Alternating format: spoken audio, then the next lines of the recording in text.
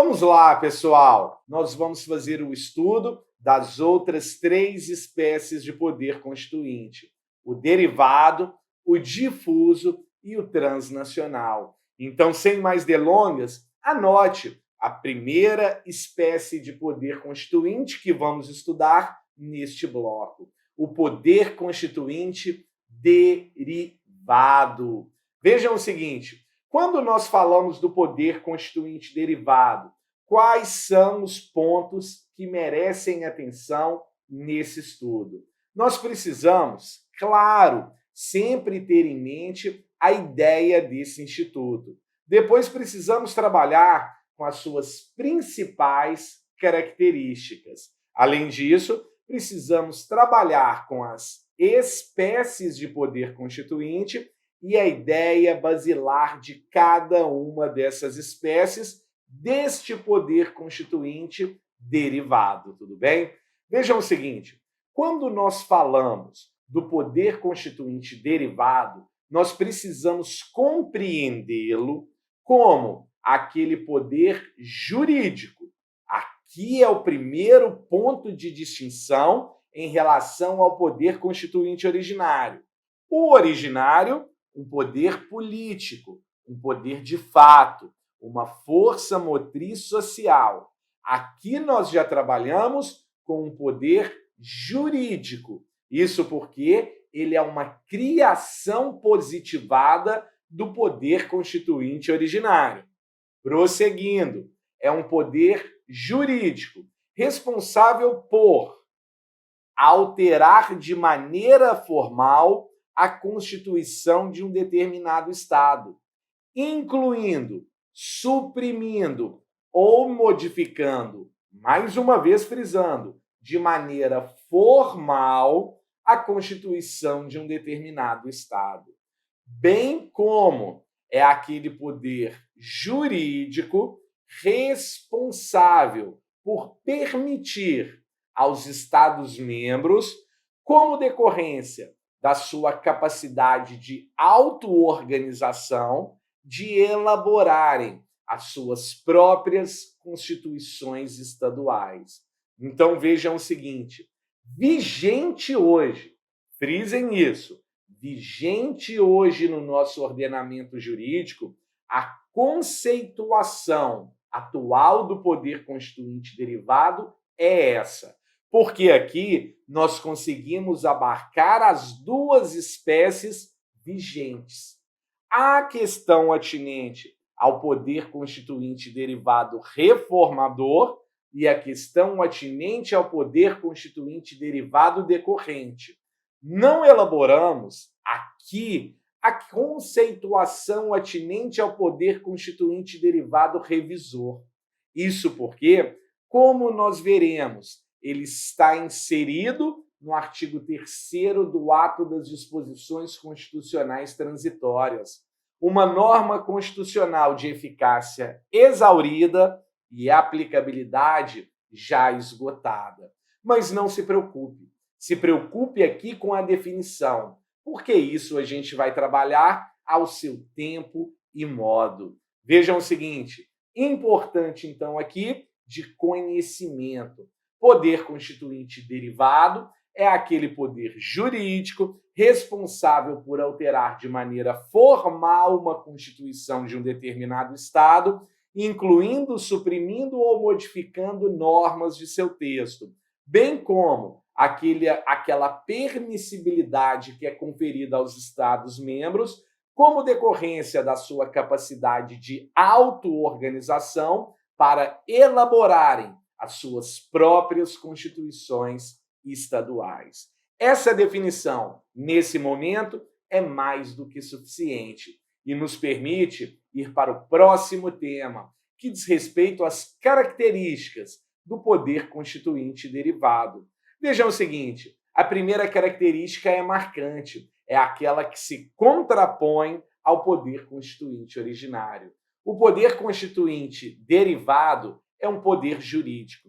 Isso porque ele é fruto, ele é criação do próprio poder constituinte originário, aqui sim, uma criação positivada no ordenamento jurídico. Basta você ir ao artigo 60 da Constituição, onde nós temos as emendas à Constituição. Basta você ir no artigo 25 da Constituição, onde nós temos a permissibilidade conferida aos Estados-membros para elaborarem as suas próprias constituições estaduais. Ou seja, um poder jurídico que está positivado no nosso ordenamento jurídico.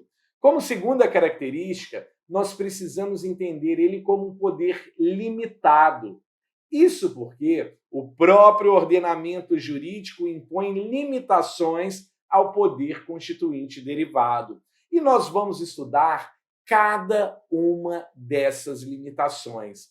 Fique tranquilo, aqui o que você precisa saber nesse momento é só que, em contraposição ao originário, o derivado é um poder limitado. Ele possui limitações que são estipuladas, que são previstas pelo próprio ordenamento jurídico, conforme veremos adiante.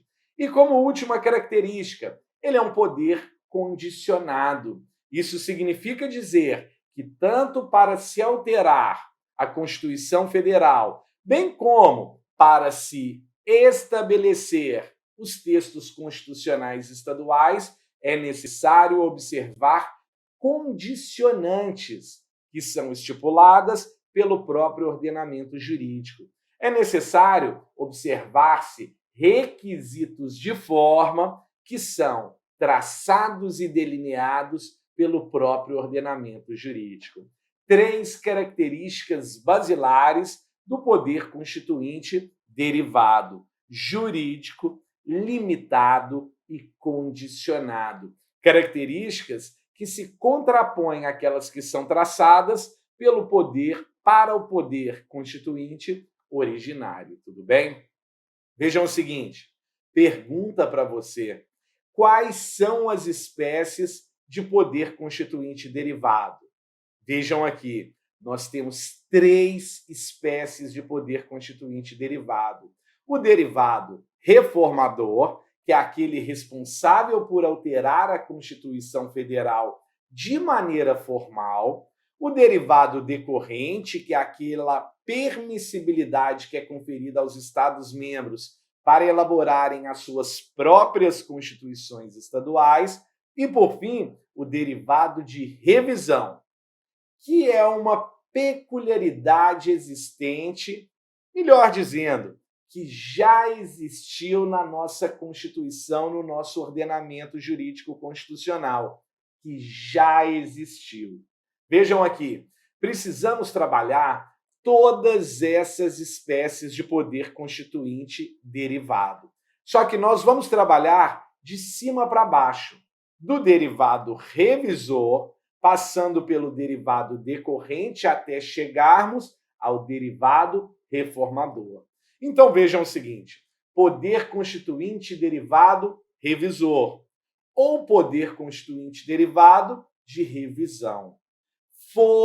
Vejam o seguinte, o verbo está no passado, foi um procedimento de alteração do texto da Constituição que foi realizado de maneira menos formal, mais singela, mais flexível do que aquele procedimento de alteração que é estabelecido pelo poder constituinte originário, pelo poder constituinte derivado, reformador. Essa possibilidade, ela está prevista no artigo 3º do Ato das Disposições Constitucionais Transitórias. E vejam o seguinte, para se promover uma alteração formal do texto da Constituição, o instrumento jurídico que é utilizado são as emendas à Constituição. E para ser promulgada pela mesa da Câmara ou do Senado uma emenda à Constituição, nós precisamos de quê? De uma sessão bicameral, em que existem 2 turnos de votação, tanto na Câmara dos Deputados quanto no Senado Federal, em que se faz necessário o quórum qualificado de 3/5 dos membros. Mas vejam o seguinte: o poder constituinte derivado revisor, previsto no artigo 3º do ADCT, ele trouxe uma possibilidade de alteração formal do texto da Constituição por um procedimento mais singelo, mais flexível do que aquele estipulado pelo artigo 60 da Constituição Federal, onde nós temos as emendas à Constituição. Vejam o seguinte: primeiro, última expressão do artigo, em sessão unicameral. Não exige-se, então, uma sessão bicameral, como é exigido para as emendas à Constituição Federal. Segundo, quórum qualificado de maioria absoluta dos membros, ou seja, não é exigido quórum qualificado de 3/5, como é feito para as emendas à Constituição. Mas vejam o seguinte: essa revisão do texto da Constituição, ela poderia ser realizada após 5 anos da promulgação da Constituição Federal. E essa revisão já aconteceu, da qual resultaram 7 emendas de revisão. Então, não é possível mais uma revisão da Constituição da forma como estabelecida pelo artigo 3º. É por isso que o professor Bullos ele entende que essa norma constitucional ela é uma norma constitucional de eficácia exaurida e aplicabilidade esgotada. Não pode mais ser implementado esse procedimento de revisão do texto da Constituição Federal. Tudo bem? Subindo, poder constituinte derivado decorrente. Aquela permissibilidade que é conferida aos Estados-membros como decorrência da sua capacidade de auto-organização para elaborarem as suas próprias constituições estaduais, podendo ser um poder constituinte derivado decorrente de primeiro grau, oportunidade em que é elaborada a Constituição de um determinado Estado, ou um poder constituinte derivado decorrente de segundo grau, oportunidade em que são incluídas emendas nesta Constituição estadual. Esse poder constituinte derivado decorrente retira seu fundamento de validade do artigo 25 da Constituição, onde é dito: os estados organizam-se e regem-se pelas constituições que adotarem. Aqui o que nos interessa é a palavrinha constituições que adotarem, manifestação do poder constituinte derivado decorrente. Lembrando que ele pode se subdividir em decorrente de primeiro grau, oportunidade em que é elaborada essa Constituição estadual, ou decorrente de segundo grau, oportunidade em que são incluídas emendas à Constituição estadual. Agora vejam o seguinte: parte final. Observados os princípios desta Constituição. Quando nós falamos observados os princípios dessa Constituição, podemos concluir de forma indene de dúvidas que existem, então, limitações que são impostas ao poder constituinte derivado decorrente. E quais são essas limitações? São limitações atinentes aos princípios constitucionais sensíveis, apontados ou enumerados. São limitações atinentes aos princípios constitucionais extensíveis, como normas de extensão, bem como aos princípios constitucionais estabelecidos ou organizatórios. 3 linhas de limitação do poder constituinte derivado decorrente: princípios constitucionais sensíveis, extensíveis ou estabelecidos. Vejam aqui, quando nós falamos dos princípios constitucionais sensíveis, a gente precisa lembrar de quê? Daquilo que é sensivelmente perceptível.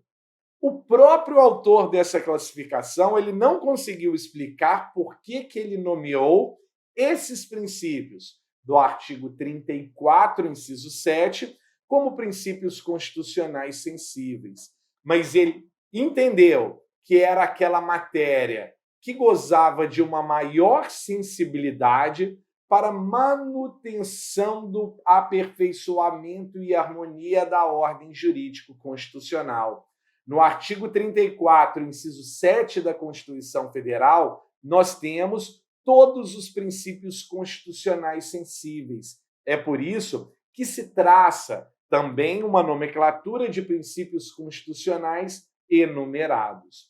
Quando nós falamos de princípios constitucionais extensíveis, são normas previstas na Constituição Federal e que, por extensão, que por simetria, precisa ser observada pela Constituição Estadual. Vejam o seguinte, um exemplo, o artigo 75 da Constituição Federal. O que ele fala? Normas estabelecidas nessa seção, referente ao Tribunal de Contas da União. Aplica-se no que couber a organização, composição e fiscalização dos tribunais de contas dos estados.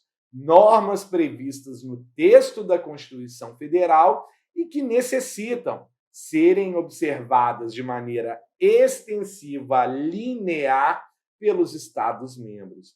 E, por fim, os estabelecidos ou organizatórios, que são esquemas de quê? De modelos de organização. União, instituindo, por exemplo, todos esses impostos que foram traçados pelo artigo 153 da Constituição. Se esse modelo organizatório ele é estabelecido para a União, não é permitido, por consequência, que os Estados-membros adentrem nessa matéria, porque é algo que só pode ser instituído por aquele arranjo organizatório político e não permite uma invasão pelos Estados-membros. Tudo bem? Vimos, então, poder constituinte derivado de revisão, poder constituinte derivado decorrente, com as suas 3 limitações principiológicas. Agora nós precisamos entrar em quê? No poder constituinte derivado reformador, também conhecido como competência reformadora, algo que é instrumentalizado pelas emendas à Constituição, instrumento jurídico previsto no artigo 60 da Constituição Federal, que permite a alteração formal do texto constitucional, seja incluindo, seja suprimindo, seja modificando de maneira formal e solene disposições existentes no texto constitucional. E esse poder constituinte derivado reformador, da mesma forma que o poder constituinte derivado decorrente, também apresenta limitações.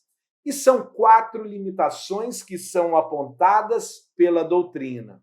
Nós temos as limitações temporais, nós temos as limitações circunstanciais, nós temos as limitações formais ou procedimentais e, por fim, nós temos as limitações materiais. Vejam o seguinte, muita atenção aqui.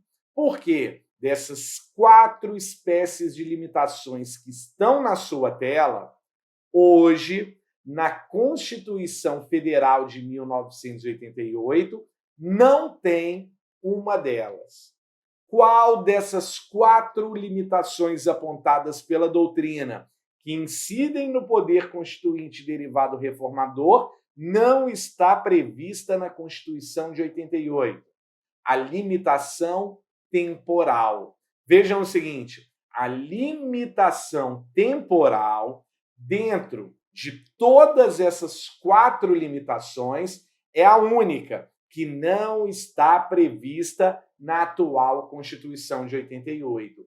Mas nós precisamos dominar a sua essência. E a ideia da limitação temporal é aquela impossibilidade de se alterar o texto da Constituição durante um determinado lapso temporal, durante um determinado lapso de tempo. Seria o mesmo que dizer o seguinte: durante 10 anos, a Constituição Federal de 88 não pode ser alterada. No interstício de 2022 a 2035, a Constituição Federal não pode ser alterada.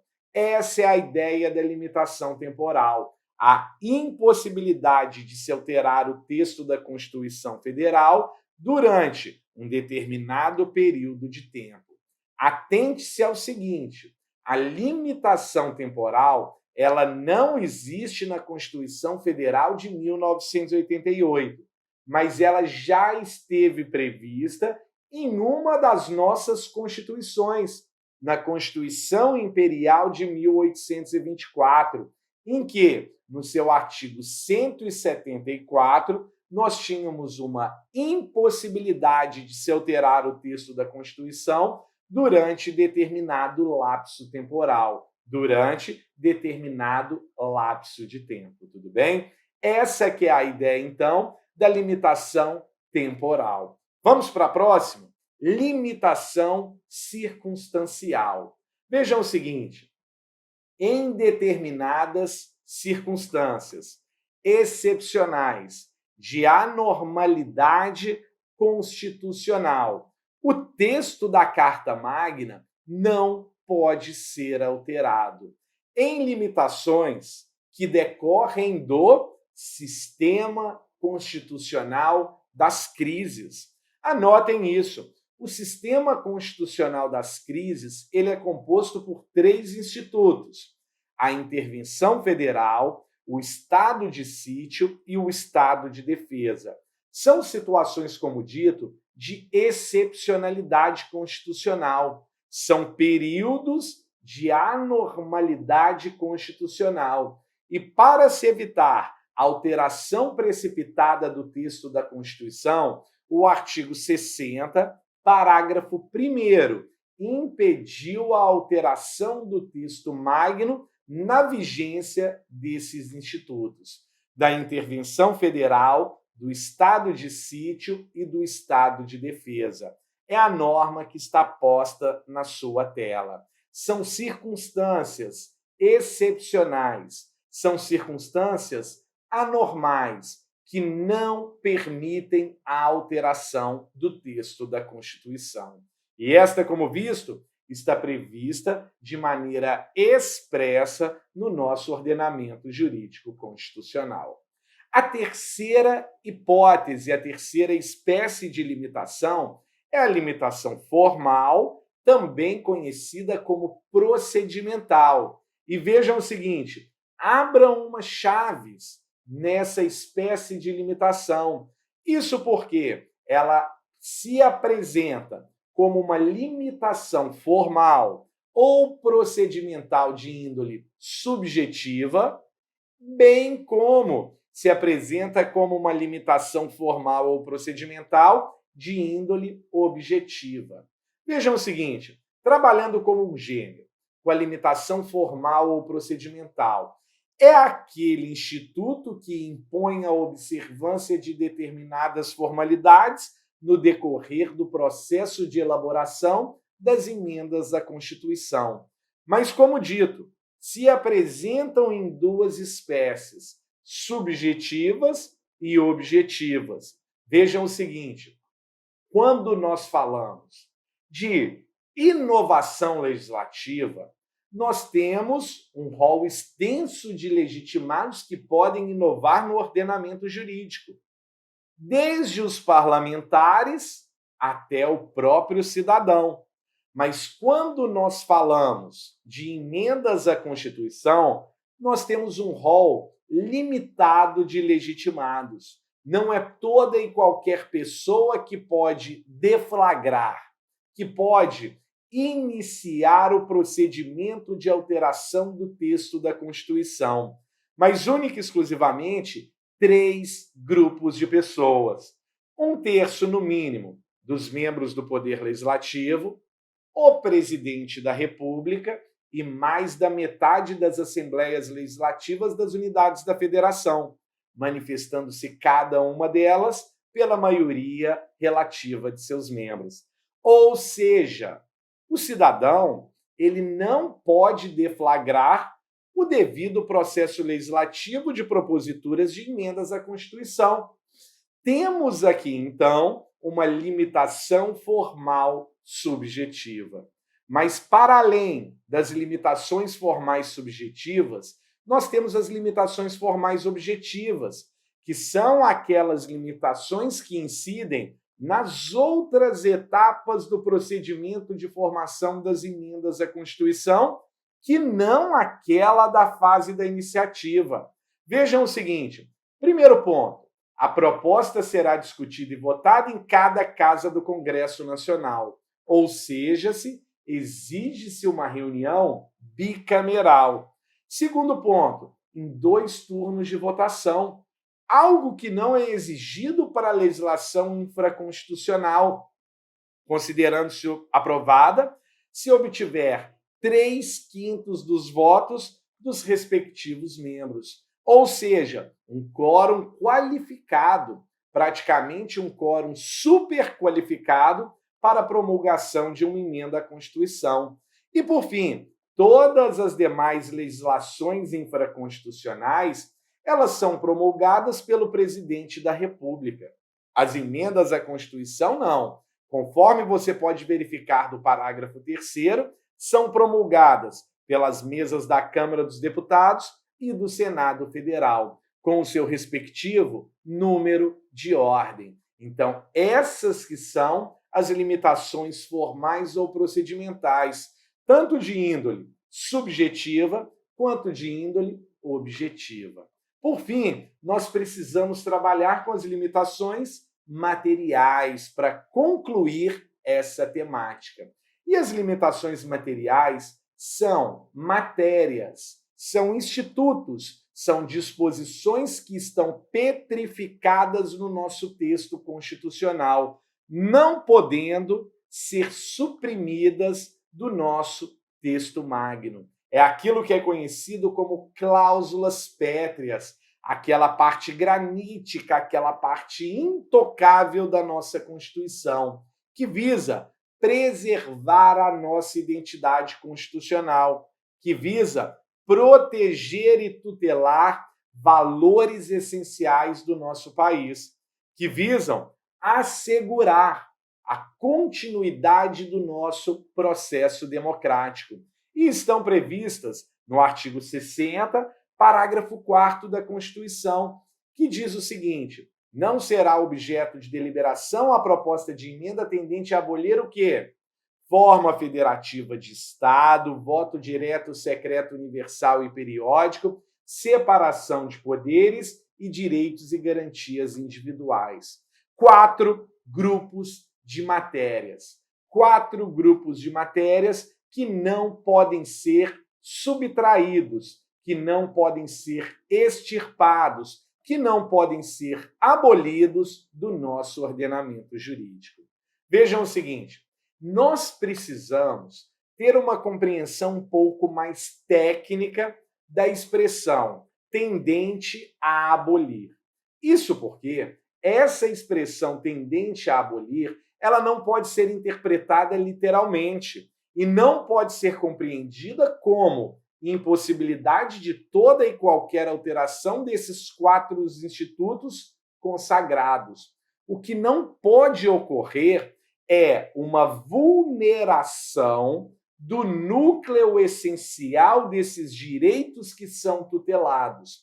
Vejam, por exemplo, a questão dos direitos e garantias individuais. Todo direito fundamental ele pode ser relativizado. O que não pode acontecer é um aniquilamento completo do exercício desse direito. O que se deve proteger é o núcleo essencial dos institutos. Eventual restrição momentânea, desde que não aniquile completamente aquele direito constitucional, é algo que é permitido e deve ser tolerado. Então tenham em mente, a expressão tendente a abolir, ela visa proteger o núcleo essencial daquele direito, tudo bem? Agora me contem o seguinte: existem duas espécies de cláusulas pétreas. Vocês sabem quais são essas espécies? Vejam o seguinte: nós temos as cláusulas pétreas expressas, que estão previstas de maneira expressa no artigo 60, parágrafo 4º da Constituição. Mas nós temos também as cláusulas pétreas implícitas. E o que seriam essas cláusulas pétreas implícitas? Vejam o seguinte: o artigo 60, parágrafo 4º, ele impede a alteração da forma federativa de Estado, dos direitos e garantias individuais, do voto direto, secreto, universal e periódico e da separação de poderes. Mas ele nada fala sobre a sua própria alteração. Então, uma cláusula pétrea implícita é a impossibilidade de alteração do próprio artigo 60, parágrafo 4º. Isso porque existe na doutrina minoritária, claro, defendida especialmente por Manuel Gonçalves Ferreira Filho, a teoria da dupla revisão, que em um primeiro momento se faria a supressão do próprio artigo 60, parágrafo 4º, para em um segundo momento fazer a supressão de eventual instituto que era tutelado por ele. Ocorre que essa teoria da dupla reforma, reforma em dois tempos, ela é minoritária e ela não é admitida no nosso ordenamento jurídico. Isso porque considera-se que a alteração do próprio artigo 60, parágrafo 4º da Constituição Federal é considerada uma cláusula pétrea e implícita. Além disso, o sistema presidencialista de governo e a forma republicana de governo são consideradas também cláusulas pétreas implícitas. Sistema presidencialista e forma republicana de governo. Então tenham muita atenção, porque nós temos tanto cláusulas pétreas expressas, aquelas previstas no artigo 60, parágrafo 4º, bem como cláusulas pétreas implícitas. A impossibilidade de se alterar o próprio artigo 60, parágrafo 4º, o sistema presidencialista e a forma republicana de governos. Tudo bem? Agora podemos, então, já que finalizamos de maneira completa o poder constituinte derivado, podemos, então, passar para o estudo do poder constituinte difuso. Vejam o seguinte: quando nós falamos do poder constituinte difuso, nós precisamos trabalhar com uma alteração informal do sentido interpretativo da norma constitucional.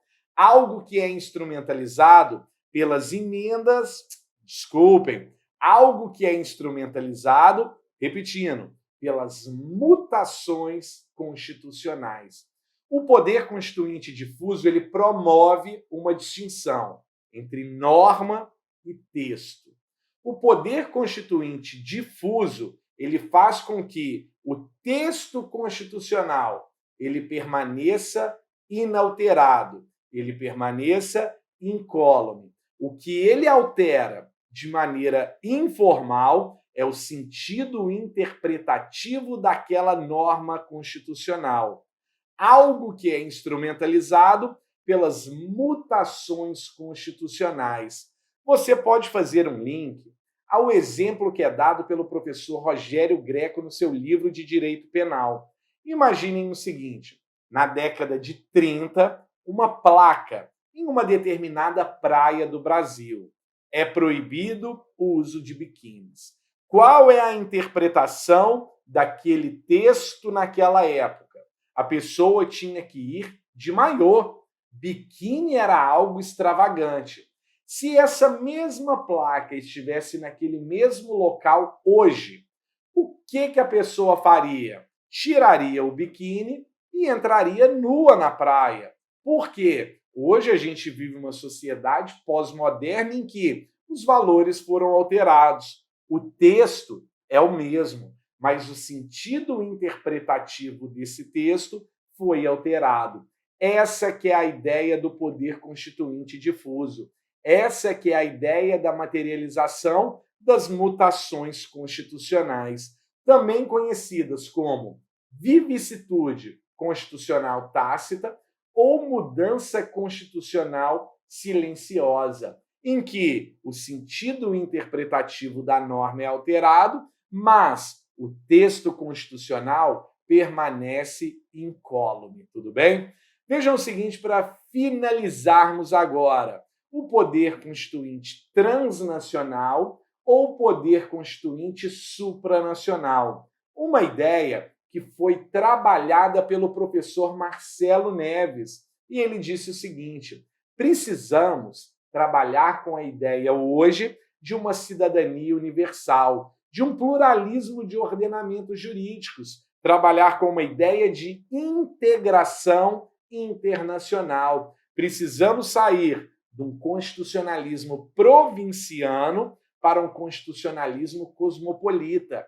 E a ideia do poder constituinte transnacional é uma única Constituição, guiando, orientando diversas nações. Tem um texto super interessante a respeito deste poder, que eu não vou fazer a leitura completa porque não é produtivo, mas apenas da parte negritada. Vejam o seguinte: entrelaçamento entre ordens jurídico-constitucionais para a solução de problemas comuns e constituir o fato de uma determinada situação concreta poder ser tratada igualmente na legislação interna, na legislação internacional e na legislação supranacional, em um verdadeiro fenômeno de globalização do direito constitucional doméstico. Vale a pena você fazer a leitura do restante do que está posto no slide. Mas essa é a essência do poder constituinte transnacional, também denominado como poder constituinte supranacional. E com isso, pessoal, nós finalizamos, então, todo o estudo do poder constituinte.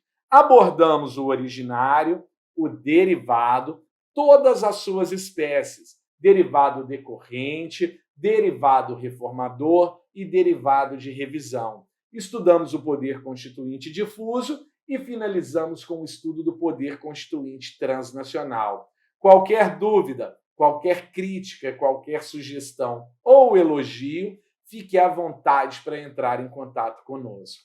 Um abração, pessoal!